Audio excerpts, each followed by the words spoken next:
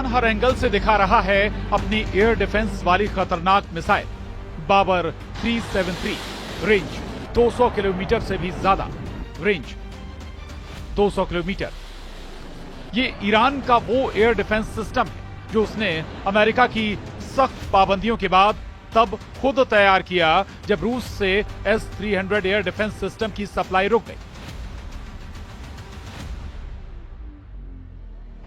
बाबर 373 का target missile भी हैं, फाइटर जेट भी हैं, ड्रोन भी हैं और ईरान का हर वो दुश्मन जो उसके परमाणु ठिकानों को टारगेट बनाने की प्लानिंग कर चुका है, चाहे फिर उसमें स्टील्थ विमानों का इस्तेमाल हो या फिर बैलिस्टिक मिसाइल।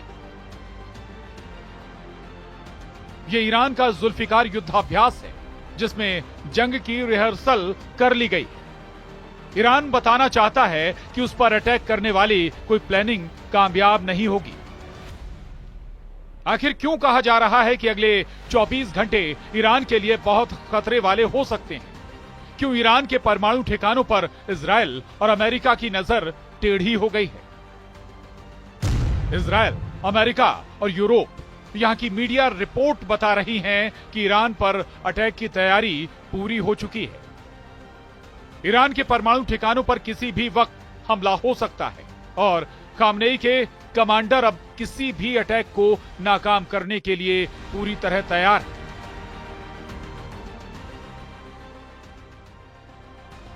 वहीं इजराइल के प्रधानमंत्री बेंजामिन नेतन्याहू ने कहा है, कोई शक नहीं कि इजराइल पर सबसे बड़ा खतरा ईरान और उसकी परमाणु महत्वाकांक्षाएं हैं। ईरान की धुरी को हमने तबाह कर दिया है, लेकिन हमें इस बड़े खतरे का ध्यान रखना होगा।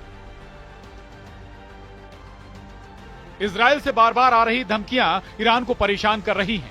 यही वजह है कि 2025 के पहले 2 महीनों में ईरान ने अपनी पूरी ताकत झोंक दी है।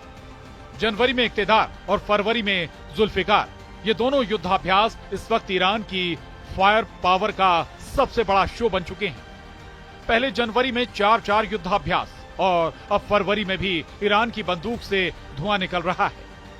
जनवरी और फरवरी में ईरान की डिफेंस वाली तैयारी बहुत आक्रामक नजर आ रही है। ईरान में रूस के विदेश मंत्री का आना भी बड़ा सिग्नल दे रहा है। यह सिग्नल इमरजेंसी का है। तनाव तेहरान से मॉस्को तक महसूस किया जा रहा है और रूस को भी पता है कि यूक्रेन में युद्ध खत्म करने के बाद अमेरिका का ध्यान अब एक नए वॉर जोन पर हो सकता है। रूस के विदेश मंत्री से मिलकर ईरान के विदेश मंत्री ने साफ कर दिया है कि वो रूस और चीन के संपर्क में है। ईरान के विदेश मंत्री अब्बास अराक्ची ने अपने एक बयान में कहा, परमाणु मुद्दे को लेकर हम रूस और चीन में अपने दोस्तों से बातचीत के बाद आगे बढ़ेंगे। रूस के विदेश मंत्री सरगेई लावरोव जब ईरान के राष्ट्रपति मसूद पेजेश्कियान से मुलाकात कर रहे थे, तब रेगिस्तान में ईरान के एयर डिफेंस सिस्टम लगातार एक्टिव रहे। ईरान बताना चाहता है कि रूस के साथ मिलकर वो किसी भी हालात के लिए खुद को तैयार कर चुका है और उसकी रेंज में इजराइल और अमेरिका का हर अड्डा है।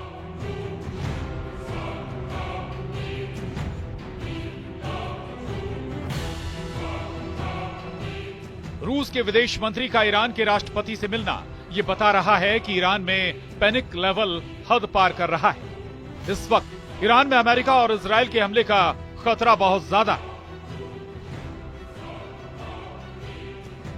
इधर इजराइल के पीएम बेंजामिन नेतन्याहू ने कहा, ईरान से सबसे बड़ा खतरा यह है कि वो परमाणु हथियार हासिल कर लेगा।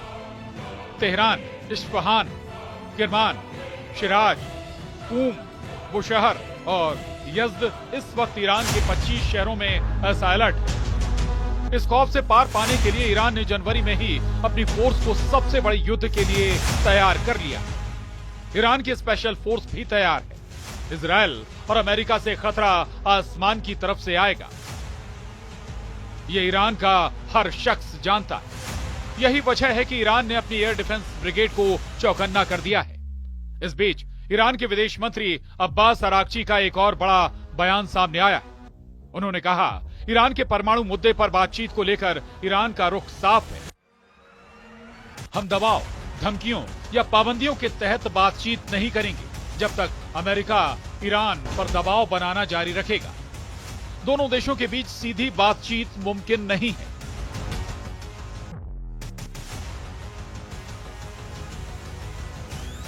ईरान की मिसाइल दिन में भी फायर की जा रही है और रात में भी उन्हें टेस्ट कर लिया गया है।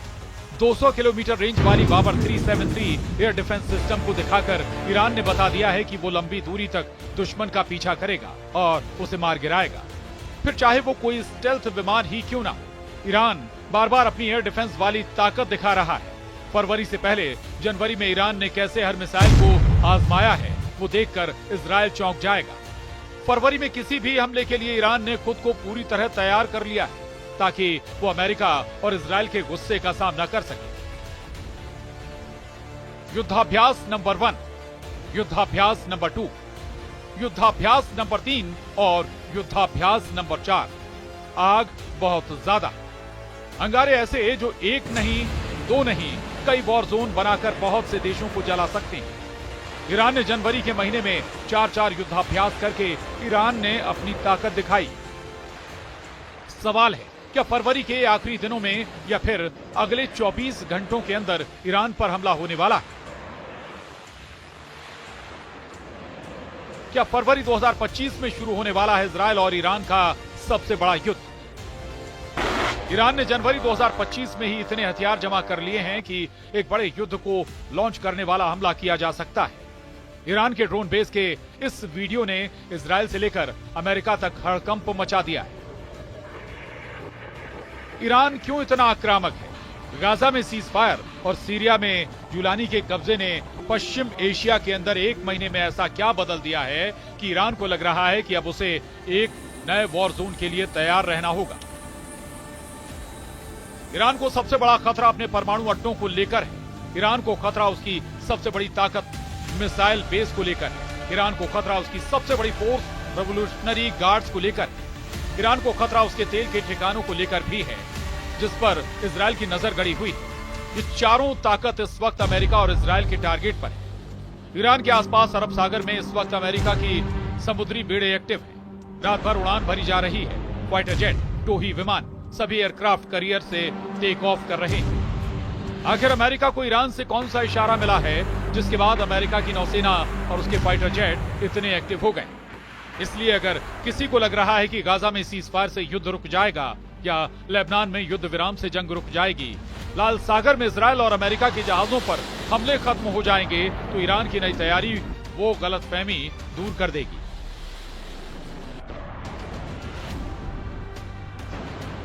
नए वॉर जोन के 3 सिग्नल। पहला सिग्नल ईरान के अंडरग्राउंड मिसाइल बेस जिसका वीडियो ईरान बार बार दिखाता रहा है।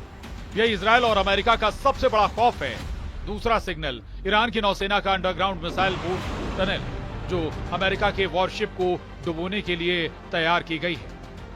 तीसरा सिग्नल है ईरान का ड्रोन अड्डा जिसमें 1000 से भी ज्यादा नए ड्रोन बनाकर इजराइल और अमेरिका को ललकारा गया है।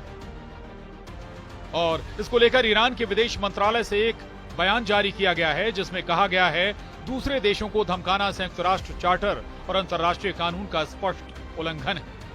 जब ये ईरान जैसे देश के खिलाफ किया जाता है तो यही कहेंगे कि वो कुछ नहीं कर सकते।